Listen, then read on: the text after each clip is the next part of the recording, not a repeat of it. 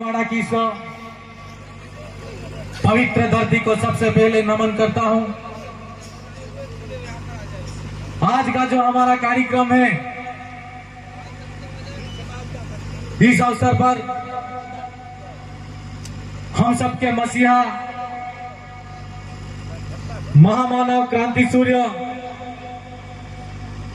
भगवान बिरसा मुंडा की जन्म जयंती के इस अवसर पर भगवान बिरसा मुंडा को नमन करता हूं।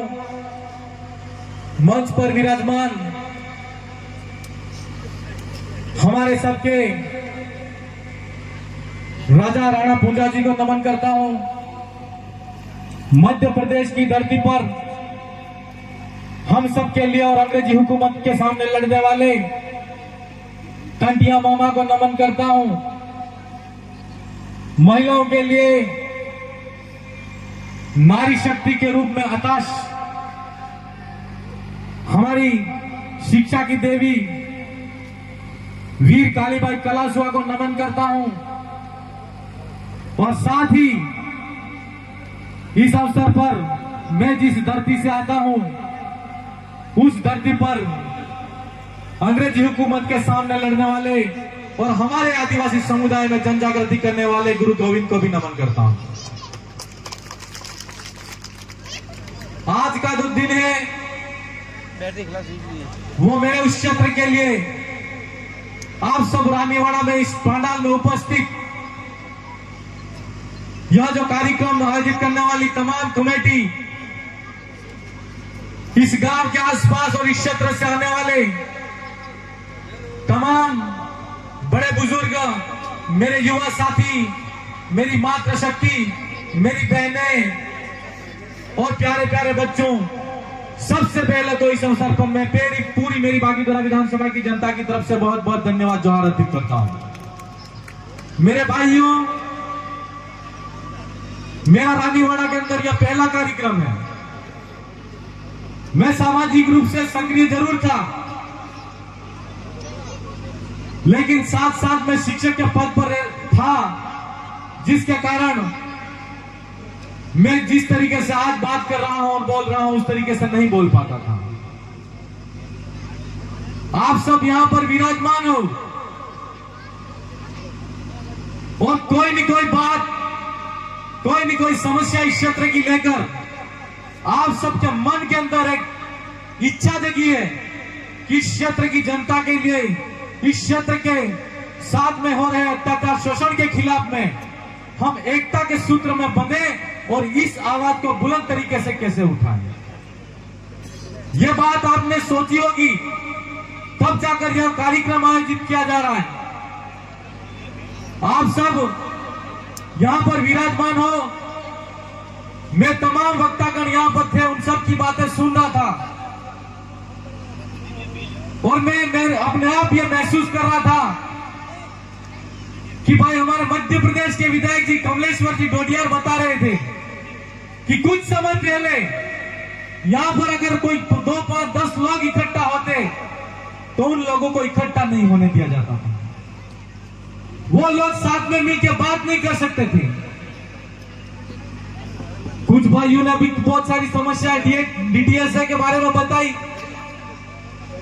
इस क्षेत्र के अंदर सुधा माता मंदिर के ऊपर कब्जा हो रहा है, उसके बारे में बात कर रहे थे। इसके आसपास क्षेत्र के अंदर कालिका माता का मंदिर है, उस पर भी कब्जा हो रहा है। सवाल ये खड़ा होता है कि हमको नजर आ जा रहा है ये 5000 साल पहले से हमारे पे कब्जा होता है। समस्या अगर गिनाते हैं तो इस पंडाल के अंदर और इस जाजम पर बैठने वाले खाली आदिवासी समुदाय के साथ में ये समस्या नहीं है। मैं रानीवाड़ा की धरती पर बैठे हुए तमाम और इस क्षेत्र के अंदर रहने वाले एससी ओबीसी के मेरे तमाम जिनके साथ में अत्याचार शोषण होता आ रहा है, उन सब से कहना चाहता हूं कि 5000 साल पुरानी जो तुम्हारी गुलामी की जो व्यवस्था है, उस व्यवस्था को अगर तोड़ना चाहते हो तो जो हमारी आदिवासी परिवार की जाजम है, उस जाजम पर आके इस सच्चाई की लड़ाई में हमारा साथ दो। आज हम बात करते हैं कि इस देश के अंदर सबसे पहले हमारा राज हुआ करता था, हमारी अपनी व्यवस्था थी, लेकिन उस व्यवस्था को तहस नहस किसने किया? हमको सोचने वाली बात है। आज इस पांडाल के अंदर जितने भाई मौजूद हैं, उन भाइयों को संकल्प लेना है और ये प्रण लेते हुए जाना है यहां से कि रानीवाड़ी की धरती के अंदर हम परिवर्तन लाना चाहते हैं, हम एकता का रूप दिखाना चाहते हैं। तो इस जादम से खड़े यहां से जब जाओ तो दिन और रात एकता की विचारधारा के लिए हम जो काम कर रहे हैं उसके लिए आपको लग जाना है। समस्या ये नहीं है कि हमारे साथ में अत्याचार क्यों हो रहा है, समस्या ये नहीं है कि हमारे पे कब्जा क्यों हो रहा है। समस्या मेन बात तो ये है कि इस देश के अंदर जब रजवाड़ी राज खत्म नहीं हुए थे, अंग्रेजी शासनकाल के समय अंग्रेजी हुकूमत था, उसके बाद में लोकतंत्र आया तो हम आदिवासी समुदाय की जो कबीलाई व्यवस्था है, जिसको हम पंच मुखी और पटेली व्यवस्था कहते हैं, वो व्यवस्था सबसे पहले खत्म हुई। उस व्यवस्था को खत्म होने के बाद हम लोगों ने लोकतंत्र को स्वीकार किया। इस देश के अंदर अलग अलग विचार और विचारधारा की पार्टियां आई। हमारे ही भाई ने, किसी ने हरा झंडा पकड़ लिया, किसी ने पीला झंडा पकड़ लिया, किसी ने लाल झंडा पकड़ लिया, और हमारे ही 2 से 3, 4, 5 भाग होते आ गए। धीरे से करके लोकतांत्रिक व्यवस्था में हम लोगों को अधिकार मिला कि हमारा व्यक्ति दलित, शोषित, पीड़ित की आवाज ST, SC, OBC का जनप्रतिनिधि विधानसभा की सदन के अंदर जाए और लोकसभा की सदन के अंदर जाए, तो जिस भाई के साथ में अत्याचार शोषण होता आ रहा है उसकी आवाज बुलंद तरीके से विधानसभा और लोकसभा के अंदर उठाए। लेकिन ऐसा नहीं हुआ, ऐसा नहीं हुआ। जिस पार्टी ने जिसको टिकट दिया और जिसको हमने वोट दिया, उस भाई ने मात्र पार्टी की गुलामी करने का काम किया। जब कभी भी हमारे साथ में अत्याचार शोषण हुआ, जब कभी भी हमारे हक अधिकार की बात हुई, उस व्यक्ति ने विधानसभा संसद के अंदर जाके हमारे हक अधिकार की बात नहीं की। आज समय आ गया है, मैं इस अवसर पर आप सबसे कहना चाहता हूं कि हम जिस विचारधारा और जिस लड़ाई को खड़ा करके रानीवाड़ा की धरती तक आए हैं, यह लड़ाई लोकतांत्रिक तरीके से विधानसभा की सदन तक